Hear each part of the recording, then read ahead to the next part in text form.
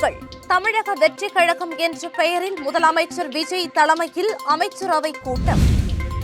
தாவிக அரசு பொறுப்பேற்ற பிறகு நடைபெறும் முதல் சட்டசபை கூட்டத்தொடர் வரும் 18ஆம் தேதி தொடங்குகிறது. அண்ணாமலை விலகியதால் பாஜகவுக்கு எந்த பாதிப்பும் இல்லை, நைனா நாகேந்திரன் பேச்சு. இந்தியாவில் ரூபாய் 3 லட்சம் கோடி முதலீடு செய்யும் ஏர் ட்ரங்க் நிறுவனம் பிரதமர் மோடி தெரிவித்துள்ளார். விரிவான செய்திகள். தமிழக சட்டசபை தேர்தல் முடிந்து கடந்த மாதம் மே 4ஆம் தேதி முடிவுகள் வெளியானது. அதில் தாவேக கட்சி வெற்றி பெற்றது. கடந்த மாதம் 10ஆம் தேதி முதலமைச்சராக விஜய் மற்றும் சில அமைச்சர்கள் பதவியேற்றனர். அதனைத் தொடர்ந்து 23 தாவேக மற்றும் கூட்டணி கட்சியான காங்கிரஸ் எம்எல்ஏக்கள் அமைச்சர்களாக பதவியேற்றனர். அதன் பின்னர் விசிக மற்றும் இந்தியன் யூனியன் முஸ்லிம் லீக் கட்சி எம்எல்ஏக்களும் அமைச்சர்களாக பதவியேற்றுக் கொண்டனர். இந்த நிலையில் தற்போது புதிதாக அமைந்திருக்கும் தாவேக மற்றும் கூட்டணி கட்சிகளின் அமைச்சரவை கூட்டத்தை முதலமைச்சர் விஜய் கூட்டியுள்ளார். இந்நிலையில் இந்த கூட்டம் சென்னை தலைமைச் செயலகத்தில் இன்று காலை 10 மணிக்கு தொடங்கியது. இதன்படி வெற்றி தமிழகம் என்ற பெயரில் தாவேக அரசின் முதல் அமைச்சரவை கூட்டமாகும். இந்த கூட்டத்தில் நிதி, தொழில் முதலீடு சார்ந்த திட்டங்கள் குறித்து விவாதிக்கப்பட்டதாக தகவல் வெளியாகியுள்ளது. மேலும் பட்ஜெட், கவர்னர் உரை, மேகதாது, டாஸ்மாக், நிதி குறித்த வெள்ளை அறிக்கை, மகளிருக்கான ரூபாய் 2500 குறித்தும் விவாதிக்கப்பட்டதாக தெரிவிக்கப்பட்டுள்ளது. சுமார் 1 மணி நேரத்திற்கு மேலாக தமிழக அமைச்சரவை கூட்டம் நடைபெற்றதாக கூறப்படுகிறது.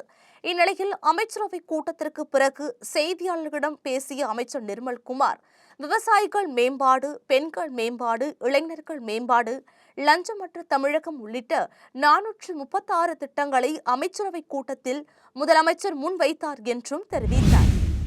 தமிழகத்தில் நடந்து முடிந்த 17வது சட்டசபை தேர்தலில் தாவேக வெற்றி பெற்று கூட்டணி ஆட்சி அமைத்துள்ளது.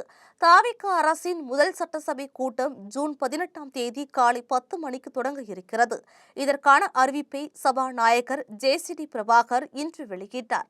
அன்றைய கூட்டத்தில் தமிழக கவர்னர் அர்லேகர் உரையாற்ற இருக்கிறார். ஆங்கிலத்தில் இடம்பெறும் அவரது உரையில் முக்கிய அறிவிப்புகள் இடம்பெறும் என்று தெரிகிறது. தொடர்ந்து கவர்னரின் உரையை சபாநாயகர் ஜேசிடி பிரபாகர் தமிழில் வாசிப்பார். அடுத்த 2 நாட்கள் கவர்னர் உரைக்கு நன்றி தெரிவிக்கும் தீர்மானத்தின் மீதான விவாதம் நடைபெறும். இதில் ஆளுங்கட்சி மற்றும் எதிர்க்கட்சி உறுப்பினர்கள் பங்கேற்று பேசுவார்கள். தொடர்ந்து 2026-2027 ஆண்டுக்கான பட்ஜெட் தாக்கல் செய்யப்பட இருக்கிறது. பட்ஜெட்டில் தாவேக தேர்தல் அறிக்கையில் இடம்பெற்ற வாக்குறுதிகள் இடம்பெறும் என்று எதிர்பார்க்கப்படுகிறது. தமிழக சட்டசபை நிகழ்வுகள் அனைத்தும் நேரடி ஒளிபரப்பு செய்யப்பட இருப்பது குறிப்பிடத்தக்கது. பாஜக என்பது நேற்று ஆரம்பிக்கப்பட்ட கட்சி அல்ல. இது சித்தாந்தத்தை அடிப்படையாக கொண்ட கட்சி. அண்ணாமலை விலகியதால் பாஜகவுக்கு எவ்விதமான பாதிப்பும் இல்லை.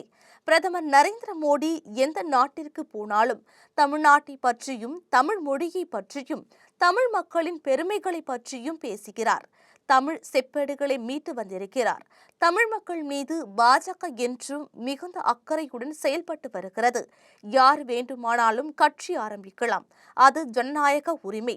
அண்ணாமலை தொடங்கிய இயக்கம் அரசியல் மாற்றத்தை ஏற்படுத்துமா என்பது குறித்து நான் கருத்து சொல்ல முடியாது என்று தெரிவித்தார். இந்தியாவில் ரூபாய் 3 லட்சம் கோடி ரூபாய் முதலீடு செய்வதுடன் 5 ஜிகாவாட் அளவிலான தரவு மையம் ஒன்றை ஏர் ட்ரங்க் நிறுவனம் அமைக்க உள்ளதாக பிரதமர் மோடி அறிவித்துள்ளார். இது தொடர்பாக அவர் வெளியிட்ட சமூக வலைதள பதிவில், இந்தியாவின் டிஜிட்டல் உள்கட்டமைப்பு பயணம் குறிப்பிடத்தக்க வேகத்தை பெற்று வருகிறது. ஏர் ட்ரங்க் நிறுவனம் இந்தியாவில் சுமார் 3 லட்சம் கோடி முதலீடு செய்யவும் 5 ஜிகாவாட் தரவு மையம் அமைக்க உள்ளதாகவும் அறிவித்துள்ளது. இது நாட்டின் டிஜிட்டல் உள்கட்டமைப்பு சூழலில் முன்மொழியப்படும் அதிகளவிலான முதலீடு இதுவாகும்.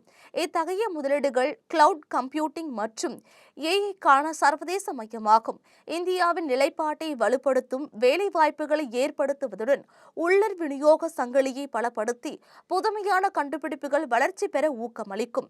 உலகத்தின் டிஜிட்டல் பொருளாதாரத்திற்காக எதிர்காலம் இந்தியாவில் வடிவமைக்கப்படுவது அதிகரித்துள்ளது என்பது தெளிவாக தெரிகிறது என்று பிரதமர் மோடி கூறியுள்ளார்.